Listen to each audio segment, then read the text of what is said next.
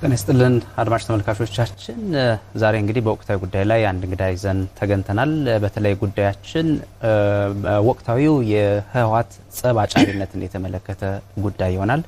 እንግዳችን ደግሞ በአማራ ስቴት ዩኒቨርሲቲ የህዝብ ፖሊሲና አመራር መምህርና ተመራማሪ ናቸው። ዶክተር ደስታው አማረ አክብረውን ስለመጡ ከልብ አመሰግናለሁ። እኔም አመሰግናለሁ።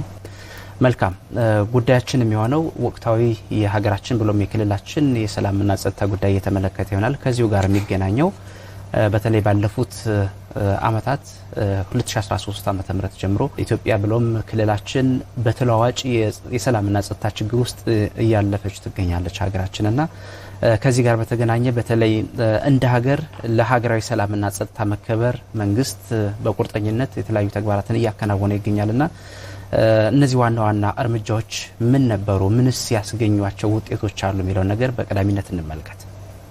በጣም ጥሩ።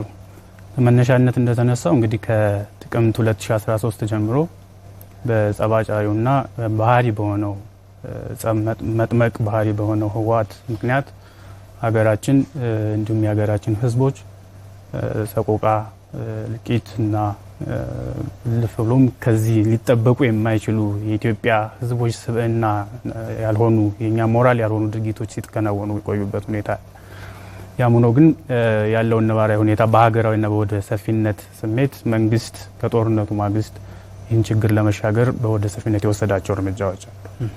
የመጀመሪያው ከዚህ አኳያ ተብሎ ሊወሰድ የሚችለው የሰላም ጥሪ በማድረግ በሀገር ውስጥ እንዲሁም ደግሞ ከሀገር ውጭ በፕሪቶሪያ ጭምር በመሄድ በተለይም የአፍሪካን ችግር አፍሪካዊ መፍትሄ መስጠት በሚል በአፍሪካውያን ወንድሞቻችን አደራዳሪነት ምክንያት በማዕከላዊ መንግስቱና በህወሓት መካከል ያለውን ችግር ለመፍታት ጥረት ተደርጓል። ስለዚህ አንድ ትልቁ ከኛ አኳያ ወስደን ካየን ኢትዮጵያ አንድ ህብረብራዊ የሆነ ህዝብ እንዲኖራትና አብሮ የመኖር ፍላጎት ከመኖር አኳያ የተወሰደ ነው ተብሎ ሊወሰድ ይችላል። ከተወሰደው ከደረሰው በደልና ችግር አኳያ ወስደ ካየ በዚህ ልክ ወደ እንትን ሊያመጣ የሚችል አልነበረም። ይሁንና ግን ለህዝብ ሲባል ለሀገር ሲባል ሀገር ረጅም ታሪክ ያላት ከ3000 ዓመታት በላይ ዘመን ያስቆጠረችና በዚህ ዘመኗም ስትቀጥል በህዝቦቿ ተባብረው ከውጭ የሚመጡባትን ጥሎቶቿን ሁሉ አንድ ላይ ሆነው ሲመልሱ የነበሩና ሲተጋገዙ የነበሩ ህዝቦች በመሆናቸው አሁን ካለው ችግር ይልቅ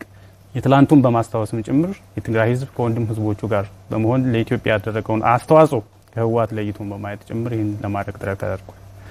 በዚህ ሂደት ውስጥ በተመሳሳይ ይህንን ስምምነት መሰረት በማድረግ ለሰላሙ ማጽኛ ይሆናል በሚል ተመሳሳይ የዲዲአር ፕሮግራም ተግባራዊ ማድረግ ተሞክሯል።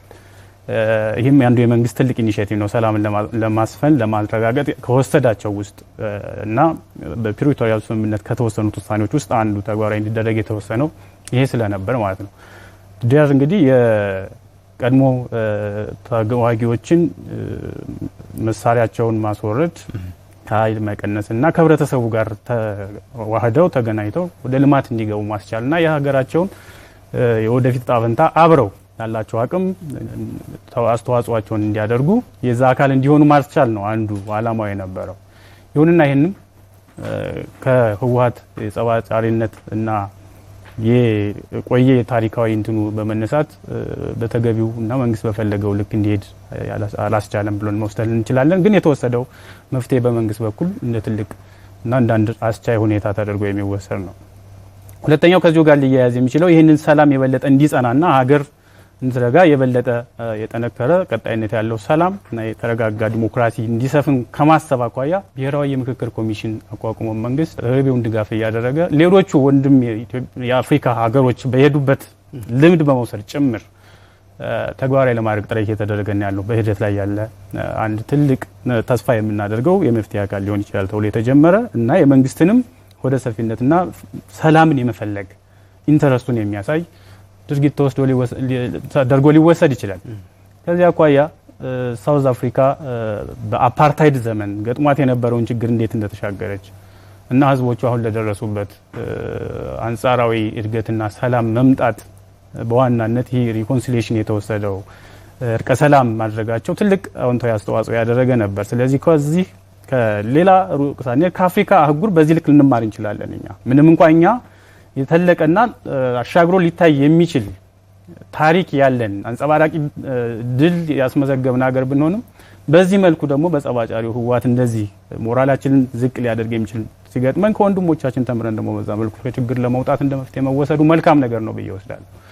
ከዚህ በዘለለ በተመሳሳይ ሩዋንዳም ቢሆን በዚሁ ችግር ውስጥ ብሔር ከብሔር በተለይ ሁቱ እና ቱትሲ 1990ዎቹ ከአካባቢ ገጥሟት የነበረውን ችግር የተሻገረችው በዚሁ አግባብ በመሄድ ነው።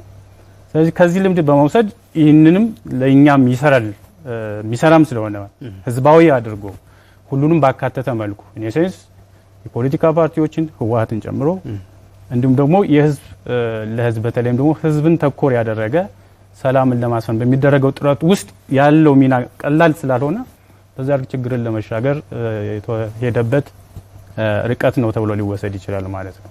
ስለዚህ እኛውም ሌላኛው መንግስት ወደ ሰፊነቱን ያሳየበት ነዋራዊ ሁኔታ ነው ተብሎ ሊወሰድ ይችላል።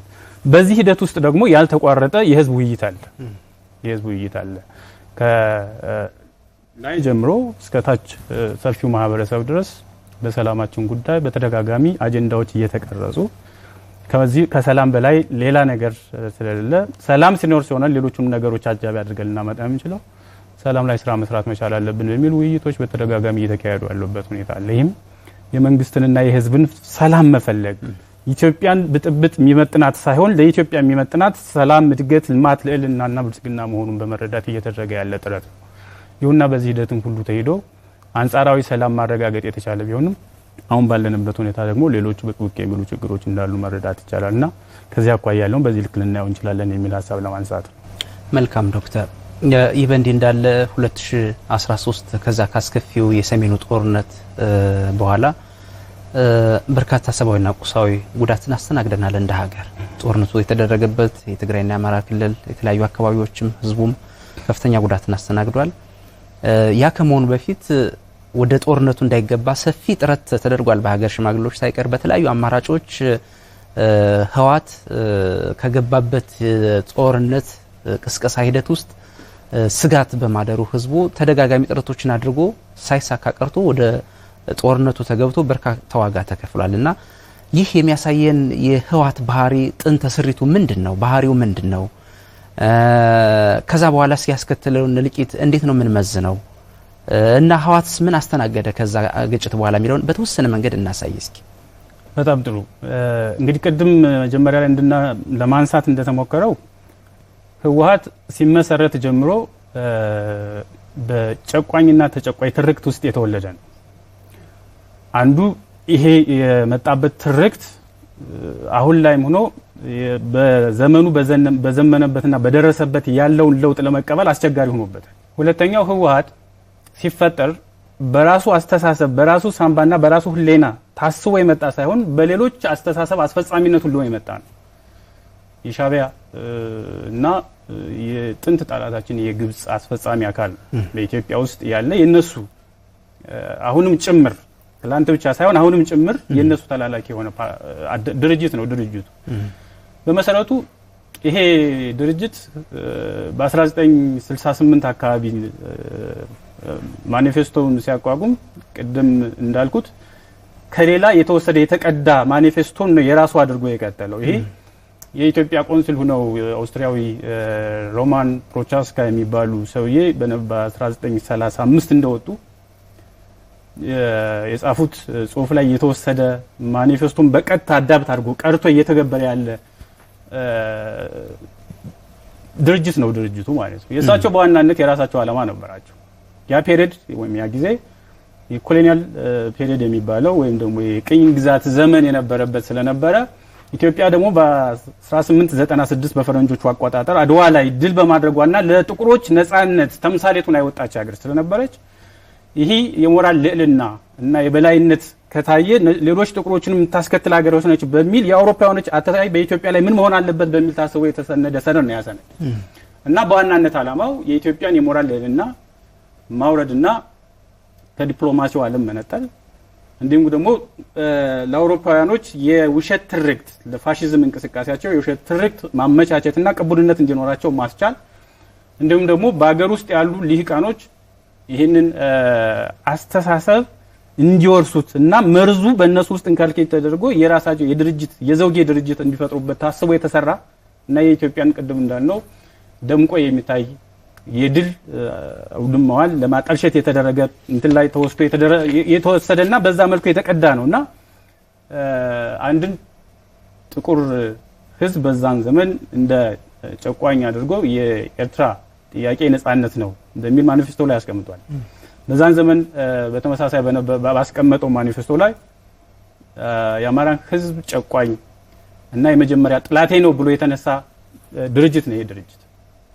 ስለዚህ በዛ ልክ የተነሳ ድርጅት አሁንም ቢሆን እስከ ተሳካለ ድረስ አማራና ኢትዮጵያን ሳያጠፋ የሚመለስ አይደለም ማለት ነው። ይሄ ባህሪው ነው። ይህንን በዚህ ልክ የነበረ ምናልባትም በዛን ሰዓት ይሄን ያቀነቀኑት አውሮፓውያኖች በተቀየሩበት ጭምር በየሰዓቱና በየጊዜው ቀጣይነት ያለው ለውጥ እያስተናገርን ባለንበት ሁኔታ እዛው በ68 ተከንችሮ ያለ ድርጅት በመሆኑ እና ካሁን ከመጡት ማህበራዊ ፖለቲካዊና ኢኮኖሚያዊ ለውጦች ጋር አብሮ መራመድ ባልመቻሉ ምክንያት ይህንን እልቂት እያመጣ አሁንም በዛው ልክ እንትን እያደረገ ያለ ድርጅት ነውና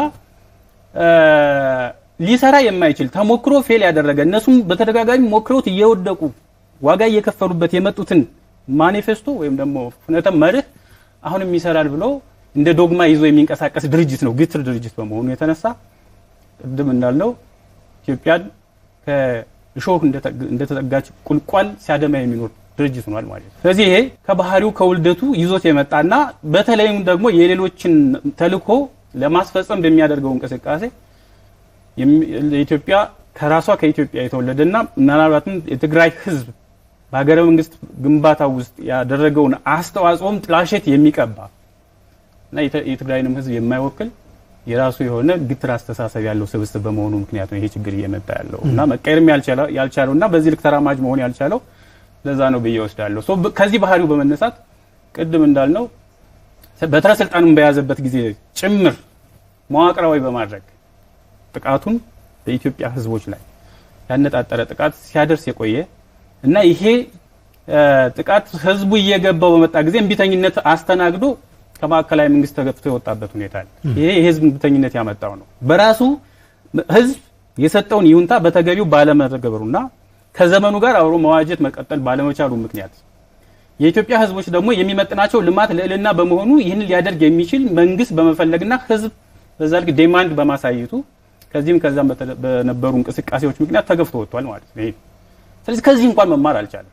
እድል ተሰጥቶት የነበረ ድርጅት ነው እንዲመራ እቺን ሀገር ማለት ነው፣ እቺን ትልቅ ሀገር። ነገር ግን ከዚህ እንኳን መማር ሳይችል መዋቅራዊ በሆነ አግባብ ብሔሮችን ሲጨቁን ሲገል ምናልባትም ቅድም ስንል እንደነበረው በዘመን ታይቶ የማይታወቁ በደሎች የተስተናገዱበት ሁኔታ ነው ያለው።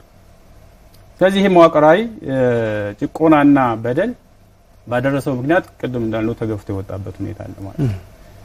ይህንን ችግሩን ተምሮ ከችግሩ ያለውን ክፍተቱን ሞልቶ ከኢትዮጵያ ህዝቦች ጋር አብሮ ተደምሮ እንደሌሎቹ ፓርቲዎች አንድ ውህድ ፓርቲ በመፍጠር ኢትዮጵያ ከሌሎቹ ዓለማት እኩል የምትሰለፍበትና የምትመጣበት ነባራዊ ሁኔታ መፍጠር ሲቻል አሁን ላይም ሆኖ በተመሳሳይ ከዛው ባለመውጣት ለኢትዮጵያ የማይሆን እና እንድትኮሰምን ህዝቦቿን በድህነት ውስጥ እንዲሰቃዩ የሚያደርግ ትንኮስ የሆነ አስተሳሰብ ይዞ እየቀጠለ ያለ ፓርቲ በመሆኑ ምክንያት አሁን ላይ ያሉትን ችግሮች በዛው ልክ እየቀጠሉ ያሉበት ሁኔታ ነው ያለውና ይሄ ደግሞ በባለፈው ጦርነት እንግዲህ ቅድም ስንል እንደነበረው ክቡር የሆነውን ሰብአዊ ሀብት አሳጥቷል።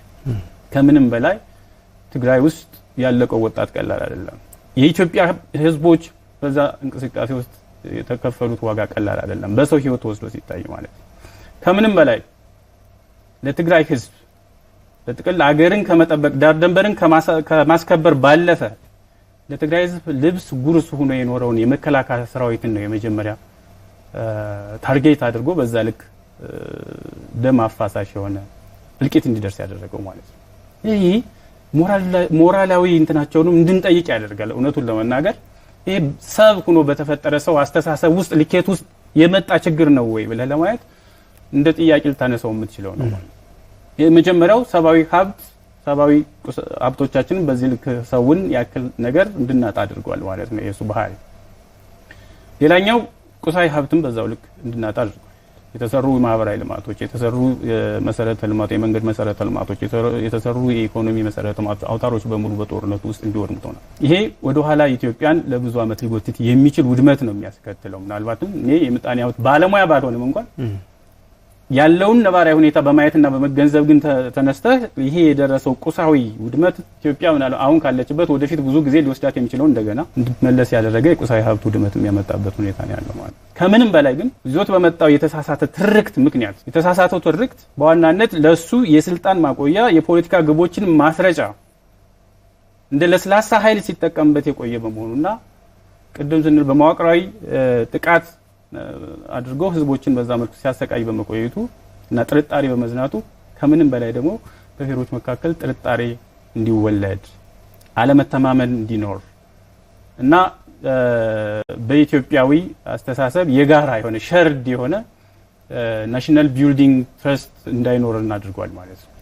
ይሄ ከነገም በኋላ ለሚኖረን ዘላቂና ቀጣይ የሆነ ልማት ለማረጋገጥ በመናደርገው ሂደት ውስጥ እንቅፋቱ ነው የሚቀጥል ነው። ስራ በተደጋጋሚ የሚጠይቅ ነው ማለት ነው። ሌላኛው ያስከፈለንና አጣነው ብለን የምንወስደው ኢትዮጵያዊ እሴትን ብሔራዊ አንድነትን እና በዛ ልክ ያንዱ ችግር የኔ ነው ብሎ መተሳሰብ እንዳይኖርና መጠራጠር እንዲወለድ ያደረገ መሰረታዊ ችግር እንዲፈጠር አስችሏል የሚል ሐሳብ ነው ያለ። በዚህ በዘለለ ራሱ በዚህ ሂደት ውስጥ ግትር በመሆኑና ከዘመኑ ጋር አብሮ መራመድ ባለመቻሉ በሰከንዶች ውስጥ በሚቀያየረው ዓለም ውስጥ እሱ ከ60ዎቹ አመታት ላይ ተከንችሮ በመቀመጡ ምክንያት የመጀመሪያው ራሱ በርተር ስልጣኑን እንዲያጣጣው ማለት ነው።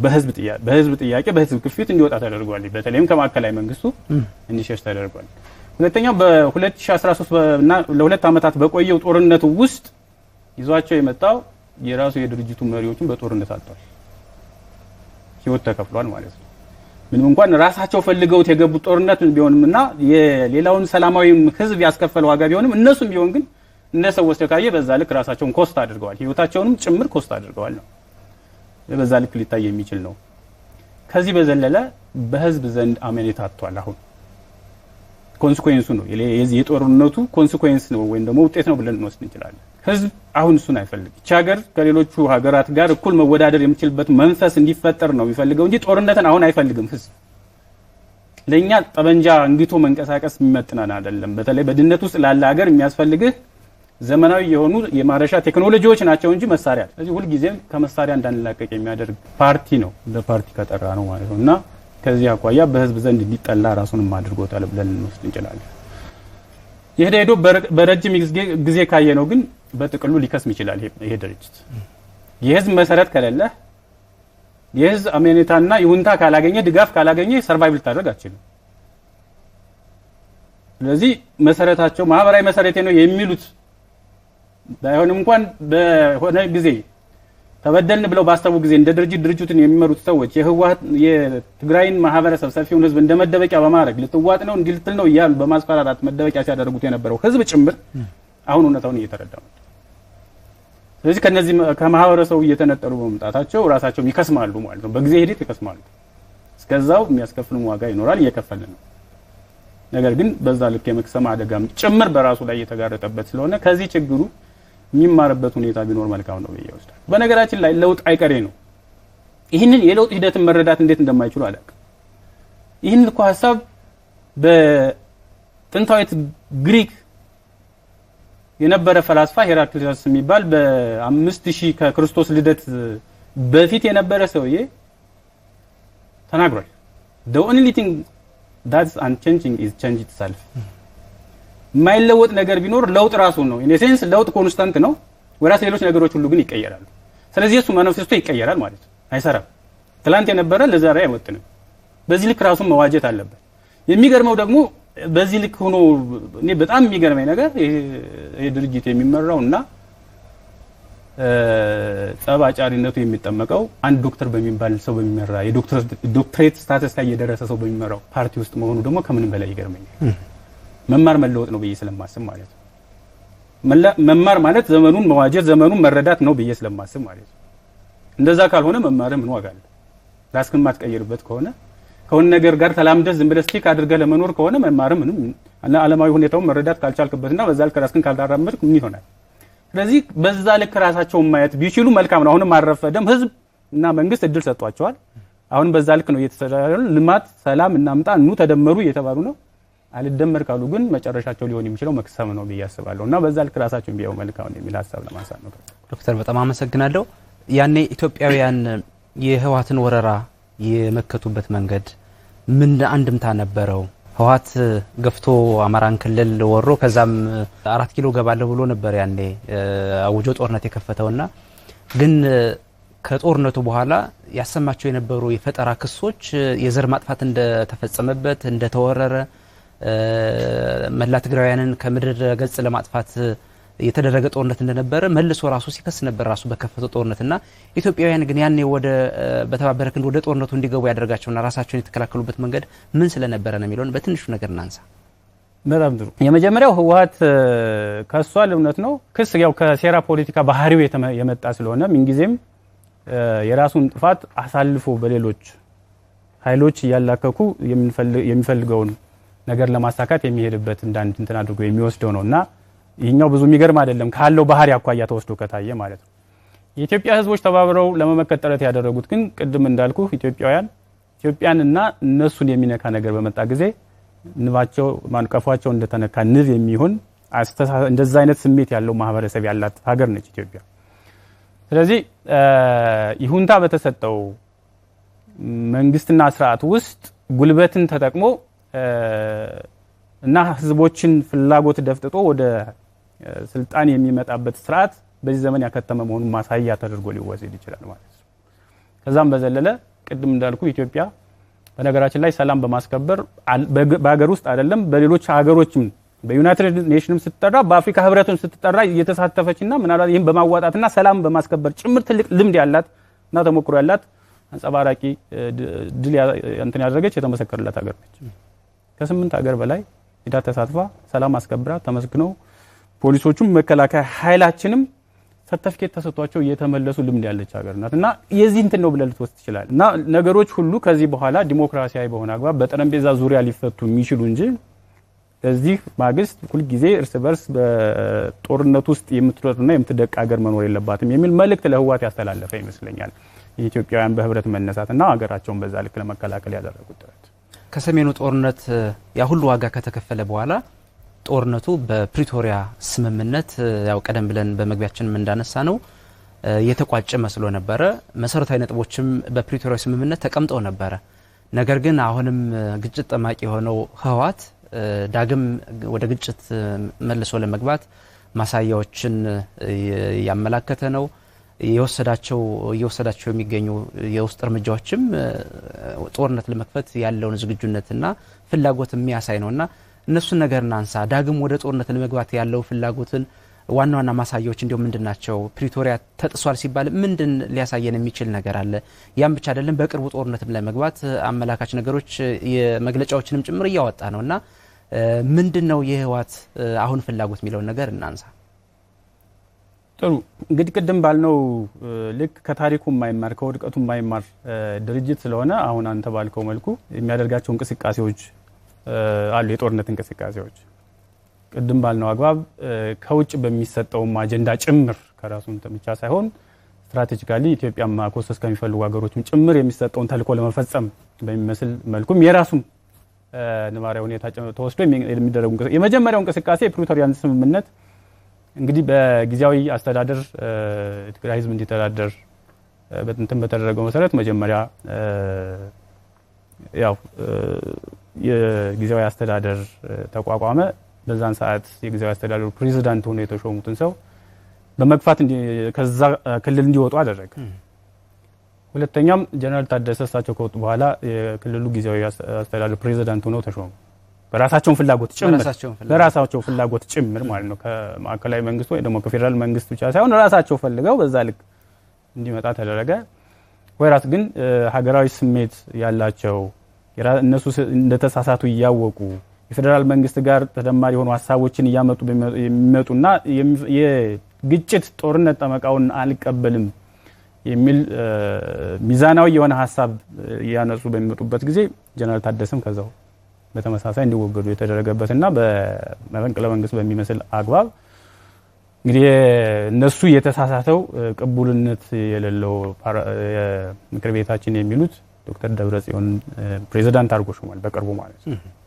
ይሄ አንዱ ማሳያ ነው ማለት ነው። ህገወጥ መንገድ ነው። ይሄ አንዱ ማሳያ ነው። የጦርነት ቅስቀሳ ውስጥ እንደሆነ ወደ ጦርነት ዝግጅት እንዳደረጉ እንደሆነ ይሄን የሚፈልገው ሰው ወደፊት እንዲመጣ የተደረገበት አግባብ አንዱ ያዛ ዝግጅት ነው ብለን እንወስድ እንችላለን። ይሄ ከሆነ ማግስት ዋናው ማሳያ ነው ብለን የምትወስደው በግዳጅ ወጣትን እያፈሰነ ያለው ከዚህም ከዛም ትግራይ ውስጥ ማለት ነው በማስገደድ አሁኑ ዘመን 21ኛው ክፍለ ዘመን ላይ ሆነ ለጦርነት እድሜያቸው ያልደረሱ ወጣቶችን እያገርኩና ኮንሰንትሬሽን ውስጥ እያስገባ ዝግጅት ማድረግ ሌላኛው ማሳያ ነው ብለን ልትወስድ ይችላል። ስለዚህኛው አሁንም ከችግሩ ያልተማረው ህወሓት ሌላ እቺን ሀገር እና ይህን ህዝብ ሌላ ችግር ውስጥ ለመክተት እየተዘጋጀ እንዳለ የሚያሳይ ተደርጎ ሊወሰድ ይችላል። በተመሳሳይ በፕሪቶሪያ ስምምነት ቅድም እንዳነሳ ነው አንደኛው እንዲተገበር የተፈለገው ዲዲአር ነው። ከዚህ አኳያ ህወሓት ለምሳሌ መጀመሪያ አካባቢ የተወሰኑ እንትኖችን አድርጎ ካልሆነ በስተቀር ትጥቅ የፈታ የለም እንደቀጠለ ነው ያለው። ያን ይዞ ነው አሁን ወደ ጦርነት ልግባ ያለው። ስለዚህ የኛው ሌላኛው ማሳያው ነው ብለን ወስድ እንችላለን ማለት ነው። እና ከዛም በዘለለ እስከ አስገዳጅ አዋጅ እስከ ማውጣት ድረስ የደረሰ ድርጅት ሆኗል አሁን ላይ ማለት ነው። ይህን ኢትዮጵያ ብቻ ሳይሆን ይህንን የሰሙ ዓለማት ጭምር ትክክል አለመሆኑን ህወሓትን እያሳዩ ያወገዙ ያሉበት ሁኔታ ነው ያለውና እነዚህን ነገሮች አንስተን ወደ ችግር ወደ ጦርነት ለመግባት ምዕራፍ ላይ ያለ እንደሆነ የሚያሳዩ ምልክቶች ናቸው ብለን እንደ ማስረጃ እናነሳቸው እንችላለን የሚል ሐሳብ ነው ያለ። ከዚያ አኳያ ምን ሊያስከትል ይችላል? አሁን የህወሓት እንደው መሰረታዊ ፍላጎቱ ምንድነው? ከዛ ሁሉ ቀውስ በኋላ ሌላ ተደማሪ ቀውስ አስከትሎ እውን ወደ በትረ ስልጣኑ መምጣት የሚያስችል ቁመና ላይ ይደርሳል ተብሎ ይጠበቃል። ምንድነው ፍላጎቱ የሚለው ነገር እናንሳና ወደ ሌላው ጥያቄ እንግባ።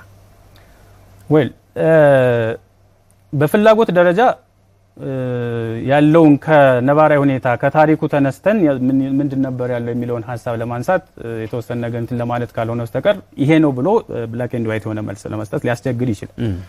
የሆነ ሆኖ ግን ቅድም እንዳልኩ ይሄ መጀመሪያው ይቺን ሀገር የሚጠላ እየጠላት ስልጣን የያዘና የመራት ድርጅት ቢሆን ህወሓት ነው። ስለዚህ አሁንም ቢሆን በዚች ሀገር ላይ ያላትን ድንግል ሀብትና ህዝብ በዝብዞ የሚፈልጋትን ታላቋን ትግራይ መመስረት መጀመሪያም ዓላማው ማኒፌስቶ ላይ ስለነበር እሱም ማሳካት ይፈልጋል። እውን ማድረግ ያልቻለ በህዝቦች ንቃት ምክንያት ግን ደግሞ እሱ የሚፈልገው አንተ ነው።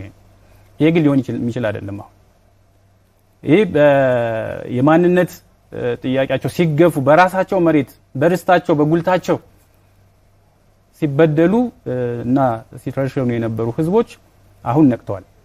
አሁን ራሳቸውን እየተከላከሉ ነው ያሉት። ስለዚህ ማድረግ አይችልም። ሰው ሊሞት ይችላል ጦርነት ስለሆነ የሆነ ነገር ደመፋሰሱ ሊኖር ይችላል። ማቴሪያል ሊወድም ይችላል። ነገር ግን በኢትዮጵያውያን ክስረት ላይ የታላቋን ትግራይ ግን ሊመሰረት አይችልም። ሊሆን የሚችለው የትግራይ ሰፊው ህዝብ ከኢትዮጵያ ሌሎች ወንድም ህዝቦቹ ጋር ተደምሮ ታላቋን ኢትዮጵያ መመስረት ካልሆነ በስተቀር ታላቅ ትግራይ የሚል ከአማራም ሆነ ከሌሎቹ ጎረቤት ሀገሮች ተቆርሶ ተወስዶ እውን የምትሆን ትግራይ ትኖራለች ብዬ አልወስድምና በዛ ልክ የሚቃዠው ይሄን ነው ሊሆን የሚችለው። ግን ይሄ የሚሳካ እንዳልሆነ ማንሳት ይቻላል ነው። ታዲያ የኢትዮጵያ መንግስት የሀገር ሉዓላዊነት የማስከበር ያው መሰረታዊ ኃላፊነት አለበትና አሁን የህወሓትን ጸባጫሪነትም ለዓለም አቀፍ ማህበረሰብ በማሳወቅም ሆነ ሌሎች እርምጃዎችን በመውሰድ ምን አይነት ኃላፊነት ነው ሊወጣ ይገባል የሚሉት? እንደተባለ የመጀመሪያው ነገር አሁን ለዲፕሎማቲክ ማህበረሰቡ ሀገር ውስጥ ላሉትም እንዲሁም ደግሞ ሌሎች በሚደረጉ የሁለትዮሽ ዲፕሎማቲክ ትስስሮች ህወሓትን ባህሪ የበለጠ እስካሁን ሲሰራ ቆይቷል። ግን ደግሞ የበለጠ አሁንም ያለበትን ነባራዊ ሁኔታ ማሳየትና ማስረዳት እንደ መንግስት ከመንግስት የሚጠበቅ ነው ብዬ ወስዳለሁ። ከዚህ በዘለለ ግን ሰላም ከላይ ወደ ታች ብቻ የሚፈስ አይደለም። አንድ ምሁር እንደሚለው ሰላም ሊረጋገጥ የሚችለው በህዝቦች መልካም ፈቃድ የስልቦና ፈውስና በዋናነትም ደግሞ የጋራ የሆነ ሸርድ የሆነ አስተሳሰብ ማምጣት ሲቻልና ባለቤቱ ነው ሲገኙ ነው የለውጡ ባለቤት መሆን ሲችሉ ነው። ይሄ ካልሆነ በመንግስት በሚደረጉ እንቅስቃሴዎች ብቻ ምናልባት እሳት ልታጠፋ ትችላለህ። ለዚህ መዛም የሚታዩ ትንኮሳዎች ዘላቂ የሆነ ሰስተነብል የሆነ ግን ሰላምን ማረጋገጥ አይቻልም። ስለዚህ ከመንግስት በተጨማሪ ማህበረሰቡ ይሄን ነገር ማውገዝ መቻል አለበት ብዬ ወስዳለሁ። እቺ ሀገር ጦርነት ይበቃታል። ህዝቦቿም ተሰቃይተዋል። አሁን ከጦርነት ታሪክ በዘለለ የልማት ታሪክ የምታስመዘግበት ሁኔታና ነባራዊ አውድ ውስጥ እንዳለች መረዳት መቻል አለባቸው። እና ይህን የሚሸከም ቀንበር የለውም። አሁን ኢትዮጵያ ትላንት ከትላንት በስቲያ በነበሩ ሂደቶች ውስጥ ሁሉ እና በነበሩ ውድመቶችና ክስረቶች የለበሰው ማቅና ያዘነው ያለቀሰው እንባ ይበቃዋል ብዬ ወስዳለሁ። የኢትዮጵያ ሕዝብ በተባበረ ክንድ አሁንም እድሉ እንዳለው ማሳየት የሰላም እድል ማለት ነው። ይህ ካልሆነ ግን ኢትዮጵያ በዚህ መልኩ ልታስተናግደው የማትችለው ድርጅት እንደሆነ አውቀው ኢትዮጵያውያን ከመንግስት ጋር በመሆን ይህንን ትላንትም ጥላት ለኢትዮጵያ ሆኖ የቆየ አሁንም በዛው ልክ እየቀጠለ ያለ ምናልባትም ኢትዮጵያን ካላት ጂኦስትራቴጂካል ጠቀሜታ አኳያ የበላይ ሆነው በአካባቢያችን ያሉ ቅድም ስንላቸው የነበሩ ጥላቶቻችን የሚፈልጉትን ነገር ለማሳካት በሚደረገው ውስጥ መሳሪያ ሆኖ የሚያገለግለው ህወሓት ላይ የጋራ አቋም ወስዶ ከዚህ በኋላ ሊበቃል የሚል መልእክት ሊተላለፍለት ይገባል በህብረተሰቡም ዘንድ የሚል ሐሳብ አለ። ከዚህ አኳያ በአማራ ስቴት ዩኒቨርሲቲ የህዝብ ፖሊሲና አመራር መምህርና ተመራማሪ ዶክተር ደስታው አማረ ለሰጡን ጊዜና ላካፈሉን እጅግ ጠቃሚ ሐሳብ በእጅጉ አመሰግናለሁ። እኔም አመሰግናለሁ። የተከበራችሁ አድማጭ ተመልካቾቻችን በወቅታዊ ጉዳይ ላይ እንግዲህ ከዶክተር ደስታው አማረ ጋር ያደረግነው ቆይታ ይመስል ነበር። በሌላ ጊዜ ደግሞ ሌሎች እንግዶችን በወቅታዊ ጉዳዮች ላይ ይዘን የምንመለስ ይሆናል። ጤና ይስጥልን።